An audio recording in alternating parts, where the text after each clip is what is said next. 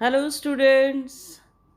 All the students of class 8, you're welcome in the history class. Lesson number 2. We'll be continuing it.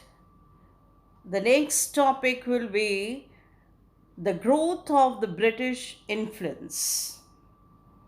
The growth of the British influence.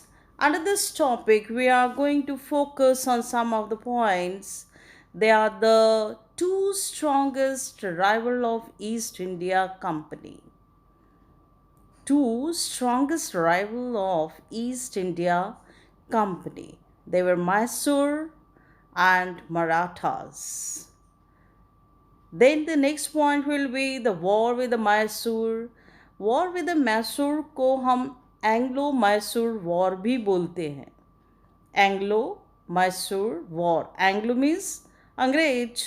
ठीक है, जहाँ भी आप देखेंगे Anglo word use आया तो मतलब ब्रिटिशर से उनका वॉर हुआ. Anglo Mysore war. Fine. The important personality, the important figures where we are going to focus will be the Hyder Ali and Tipu Sultan. Hyder Ali and Tipu Sultan.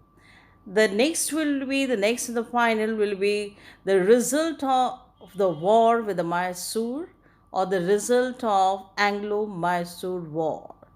कि Mysore war जो हुआ उसका result क्या था. Hope I'm clear. Just keep all these points in your mind that these points we are going to focus on it more. Fine. The two strongest rival of East India Company, Mysore and Marathas, then war with Mysore, then two personalities, Hyder Ali and Tipu Sultan, and in last we'll be picking up the topic, the result of the war or the result of the war with Mysore or Anglo-Mysore war. Fine? Okay. War with the Mysore.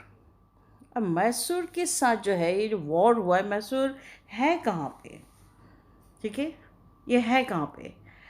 इसकी location देखिएगा आप. India का map थोड़ा अपने दिमाग में visualise करिए.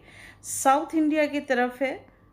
Present place जो कर्नाटका है वहाँ पे है. There was a Mysore. ठीक है, एक प्रोविंस था मैसूर.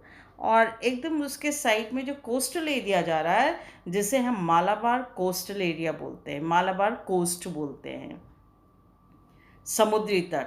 ठीक है, वहाँ पे मालाबार कोस्ट के साथ में ही मैसूर प्रोविंस था. और वहाँ से अंग्रेज़ लोग ट्रेड वगैरह काफ़ी किया करते थे. During the second half of the 18th century, the British launched a war against the two strongest rivals of the British, and they were Mysore and Marathas. Here we will be discussing about the Mysore. ये दो strong rival का मतलब क्या हुआ कि ज़बरदस्त ये लोग पावरफुल लोग थे, मराठास एंड मैसूर के राजा. ठीक है, मैसूर के राजा वहाँ पे एक डायनेस्टी चल रही थी.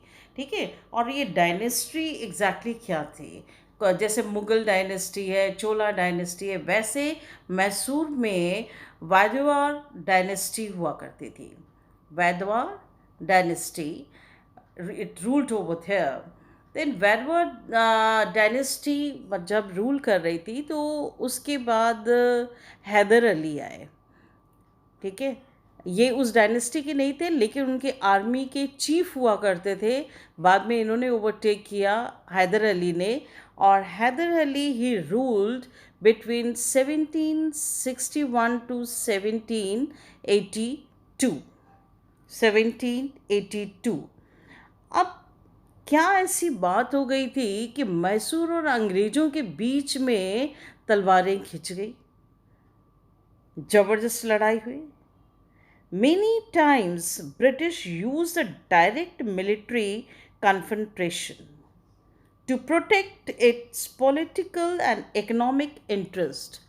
अपने पॉलिटिकल और इकोनॉमिक इंटरेस्ट को बनाए रखने के लिए ये अंग्रेज़ जो है वो कई बार मिलिट्री कन्फ्रंटेशन किया करते थे, मिलिट्री वॉर जो है वो हुआ करता था।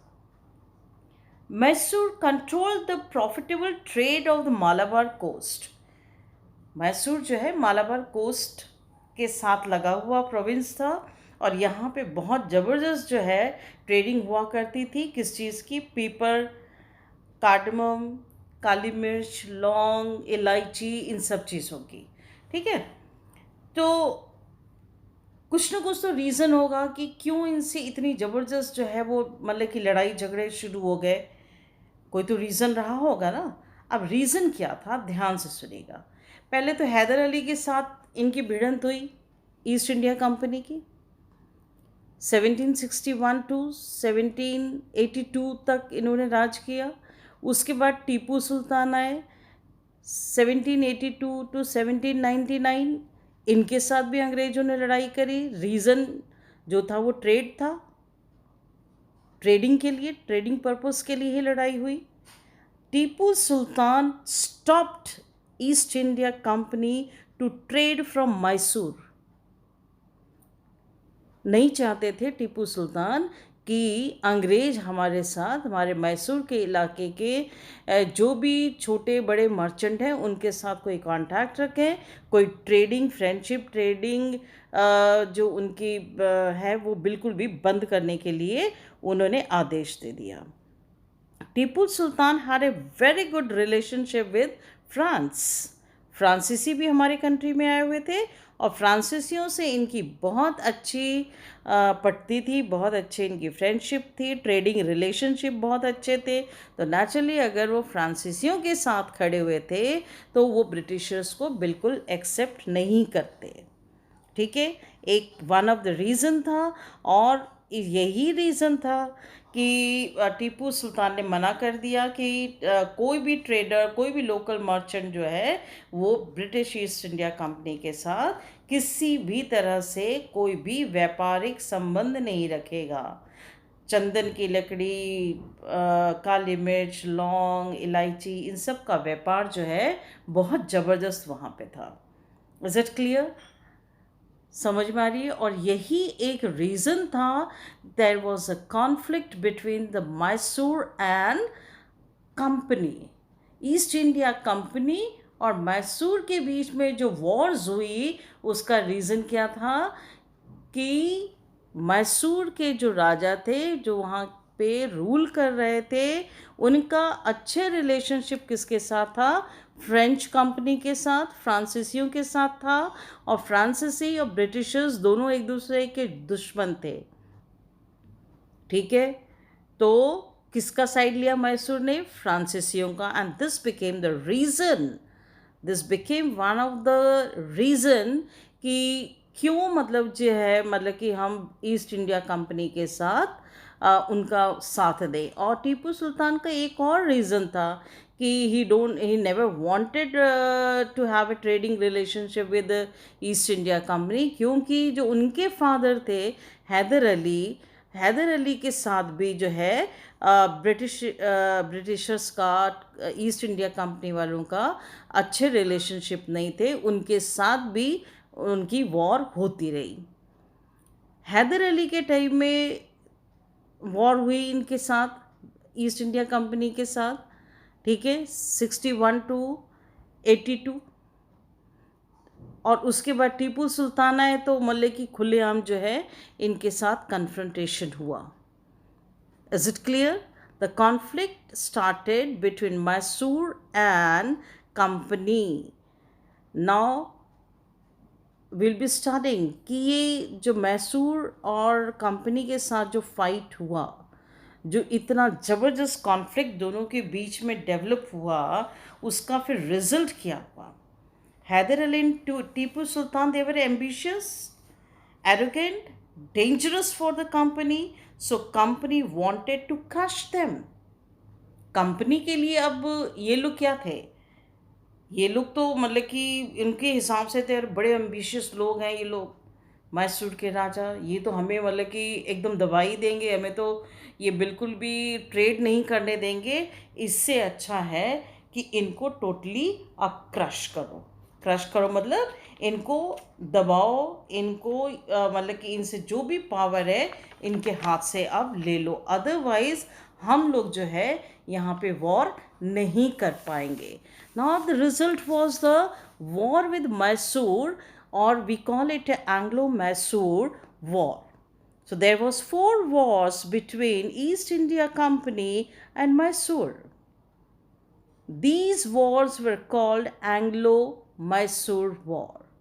First Anglo-Mysore War 1767 to 1769 with Haider Ali. Haider Ali के साथ ईस्ट इंडिया कंपनी की खूब कॉन्फ्लिक्ट हुआ, खूब आमने सामने की इनकी वॉर हुई.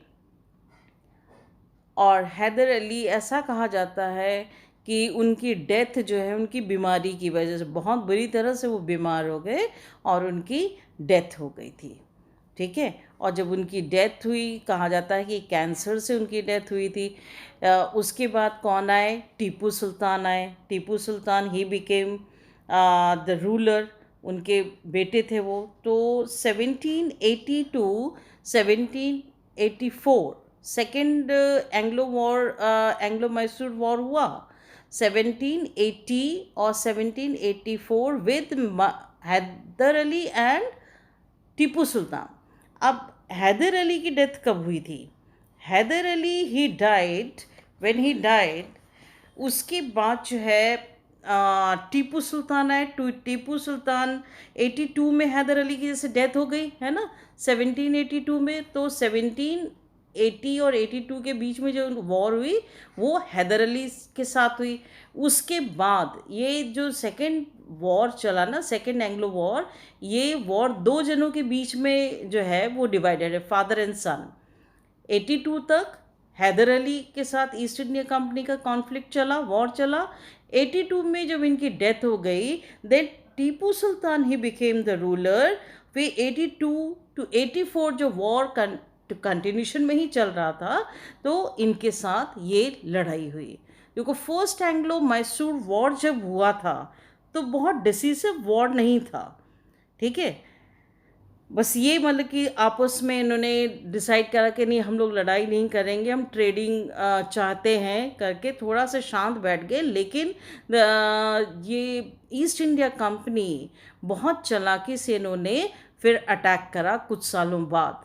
ठीक है. अब खूब अच्छे से तैयारी करके फिर अटैक करा टू क्रश द मैसूर, क्योंकि मैसूर जो था वो बहुत स्ट्रॉन्ग था, बहुत ज़बरदस्त, बहुत ज़्यादा स्ट्रॉन्ग एरिया था ये. ठीक है.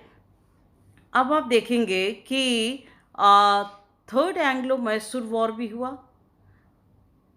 Third Anglo Mysore war between 1790 to 92 with Tipu Sultan.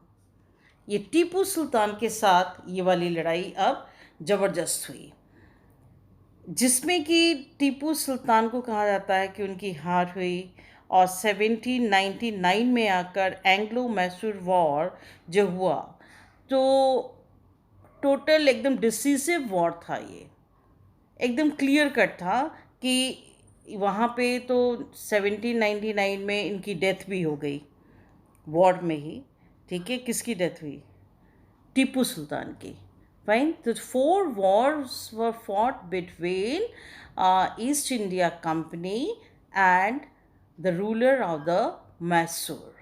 Got it? Is it clear? But in 1792 company got a support of Maratha. अब इतना आसान नहीं था कि टीपू सुल्तान को हराया जाए. ठीक है. जब टीपू सुल्तान को हराना आसान नहीं था, लेकिन ये कैसे इस तरह से हार गए? कंपनी को जो सपोर्ट मिला था वो मराठा से मिला था और निज़ाम ऑफ हैदराबाद. अब ये कमी किसकी थी? ये कमी हिंदुस्तान की थी. आर यू गेटिंग मी और नॉट? जब ईस्ट इंडिया कंपनी अपना पैर जमा रही थी तो सबको एक हो जाना था, लेकिन ऐसा नहीं हुआ. लोग एक दूसरे की जो इंटरनल जेलस, इंटरनल कॉन्फ्लिक्ट था, ठीक है, उसकी वजह से वो बदला लेने के लिए हमेशा तैयार रहते थे. ठीक है. तो east India company got a support of Maratha and the Nizam of Hyderabad. Tipu Sultan, he was forced for a treaty with the East India Company. East India company से एक ट्रीटी साइन करवाई गई. ठीक है, ट्रीटी मीन्स समझौता. तो ये समझौता था क्या? समझौता क्या था? समझौता बहुत ही अटपटा था. बहुत हेवी अमाउंट जो है उनसे डिमांड करी गई टीपू सुल्तान से. और इतिहास के पन्नों में लिखा हुआ है कि टीपू सुल्तान के दो जो बेटे थे उनको बंदी बना लिया. किसने? ईस्ट इंडिया कंपनी ने. क्यों बंदी बनाया? क्योंकि Tipu Sultan he was completely failure to pay the money. To pay the money. Is it clear? Tipu Sultan की हार का कारण हिंदुस्तान के ही लोग थे, आसपास के लोग. हालांकि अभी हम आगे जब हम पढ़ेंगे वॉर विद मराठा, तो मराठा सोच रहे थे कि वाह हमने तो साथ दे दिया इनका, बहुत अच्छे से साथ दे दिया मैसूर के राजा के अगेंस्ट में, तो हमारी और अंग्रेज़ों की तो कोई ऐसे कोई बात ही नहीं है भाई. ठीक है, हम दोनों तो फिर दोस्ती हो गए. लेकिन ये किसी के दोस्त नहीं थे. They were very clever people, Britishers. They came in India, colonize करा हमारे हिंदुस्तान को, अपना पैर जमाया और हर तरीके से हमें क्रश कर रहे थे. पॉलिटिकल डिसयूनिटी ये शो करती है हिंदुस्तान की कि टीपू सुल्तान के खिलाफ में मराठास और हैदराबाद के जो निज़ाम थे उन दोनों ने साथ दिया. दोनों ने साथ दिया. क्योंकि देखो टीपू सुल्तान जो है बहुत स्ट्रांग थे, उनको हराना इतना आसान नहीं था. तो लेकिन फिर भी वो हारे बेचारे.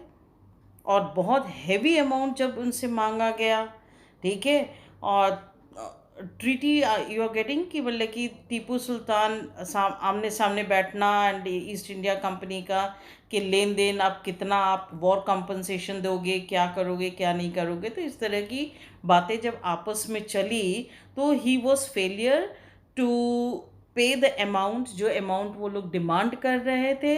तो Tipu Sultan he was forced a treaty with the East India Company by which two of his sons were taken away as a hostage.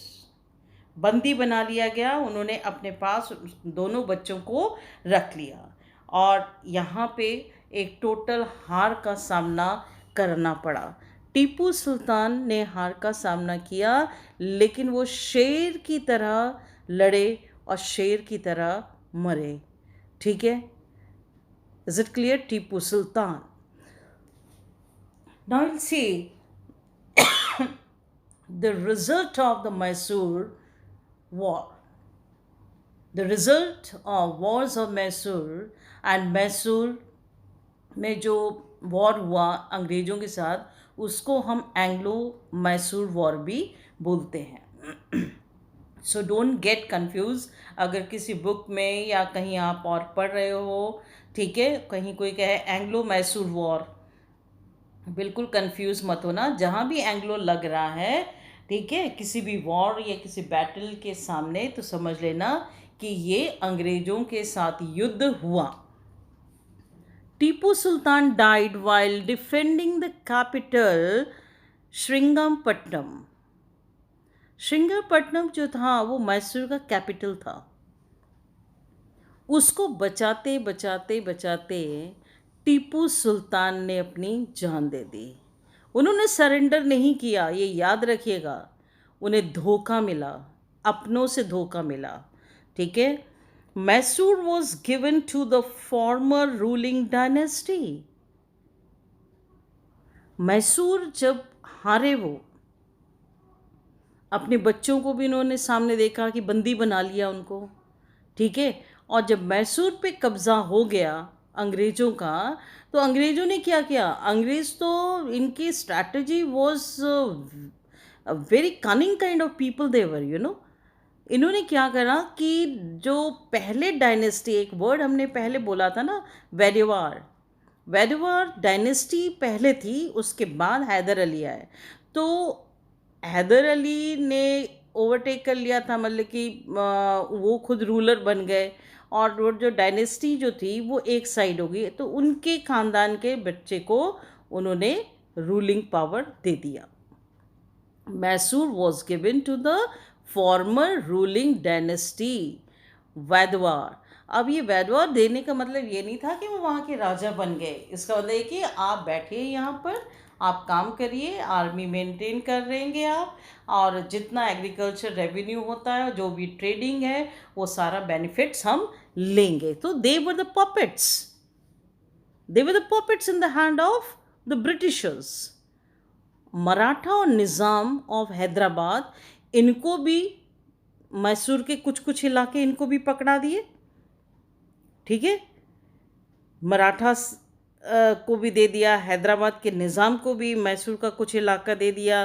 और इलाका देने का मतलब ये नहीं था कि इनको राजा बना के वहाँ बैठाया हुआ था, इनको इसलिए बैठाया था कि आप पपेट हैं भैया, यहाँ पे बैठे रहिए, जैसा हम कह रहे हैं वो आप करते चले जाइए। एक सब्सिडरी अलायंस जो था वो भी इम्पोज करा गया। सब्सिडरी अलायंस को हम आगे वीडियो में थोड़े डिटेल में हम आपको बताएंगे, लेकिन फिर भी हम आपको बता दें कि सब्सिडरी अलायंस एग्जैक्टली ये था क्या। The system of forming the subsidiary alliance was a very clever move by the British to take advantage of the rivalries among the Indian rulers.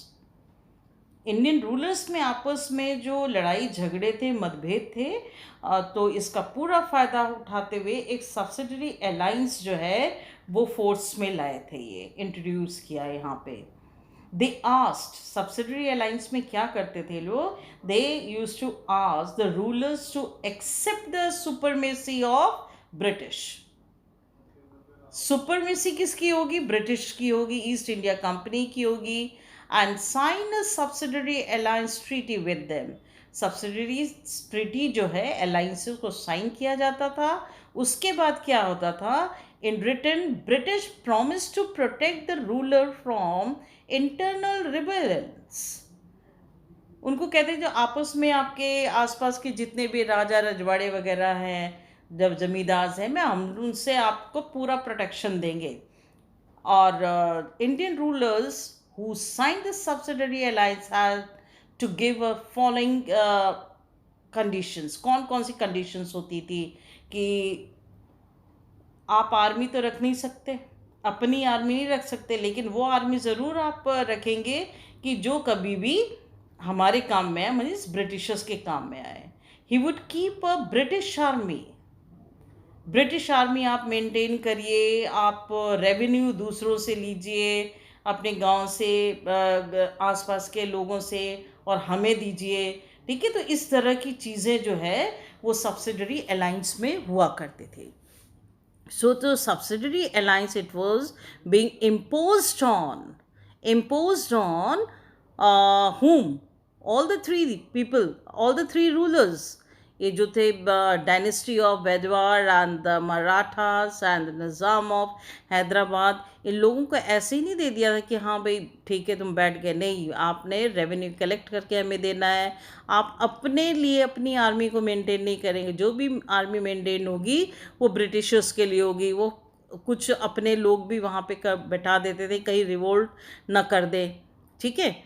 तो ऐसे में आप देखेंगे कि टीपू सुल्तान ने सरेंडर नहीं किया इनके सामने कि हम तुम्हारी हुकूमत को मानेंगे, नॉट एट ऑल। शेर की तरह लड़े थे वो, शेर की तरह, ठीक है। तो 1799 during fourth Anglo Mysore war, the British defeated Mysore. Tipu Sultan को हार क्या सामना करना पड़ा। Tipu Sultan said, better to die like a soldier than to live a miserable dependent to the Britishers. In the list of their rajas of the or the nawabs and all, उनकी list में जो नवाबों की लाइनें हैं जिन्हें वो पेंशन्स दे रहे हैं, उस लिस्ट में मैं अपना नाम नहीं देखना चाहता हूँ। ऐसे मिजरेबल लाइफ की, मतलब कि आपने कहा कि ये लो, ये पैसे लो, पकड़ो, पेंशन है आपकी, आपको इतने पेंशन मिलेंगे और आप हमारे लिए काम करोगे, और आप नाम के लिए राजा हो या नवाब हो, जो भी हो वो ठीक है, लेकिन हमको आप इतना प्रॉफिट दोगे। कह रहे मैं उस लिस्ट में नहीं आना चाहता हूँ। So he was a brave, he was a brave. Tipu Sultan was a tiger of Mysore. Tipu Sultan was an enlightened ruler, one who was ahead of his time. His mission was to liberate India from British Europe. His vision was to make his subject prosperous. Subject means आम जनता को वो prosperous देखना चाहते थे. Modernization, scientific aptitude उनका था.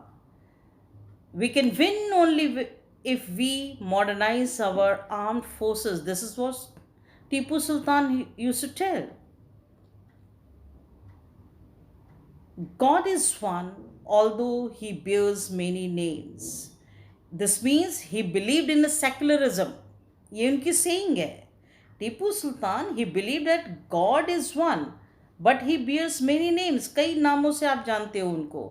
भगवान के नाम पे, अल्लाह के नाम पे, यीशु के नाम पे, कोई भी नाम आप लो, लेकिन भगवान एक है. This shows the character of Tipu Sultan, that he had a very good knowledge of the secularism. कि सेकुलरिज्म अगर है, सारे धर्म जाति के लोग साथ बैठ कर के रहेंगे, साथ चलेंगे, तो देश तरक्की करेगा. Tipu was a secular, liberal, and tolerant ruler. He regarded all his subjects as equal. When I say subjects, subjects means Hindi, English, Math, Science नहीं. Subjects means आपकी अपनी प्रजा. Fine. He recruited people on the merit. He recruited people on the merit. That kind of personality he had. Tipu lived like tiger. He said, "It is far better to live like a lion for a day than to live like a sheep for 100 years." भेड़ बकरियों की तरह नहीं जीना है. Fine. That is what Tipu Sultan was. Fine. Thank you so much for listening. Take care of yourself. Don't go out of your house. Stay safe at your place. Fine. Thank you so much. Thank you. Take care.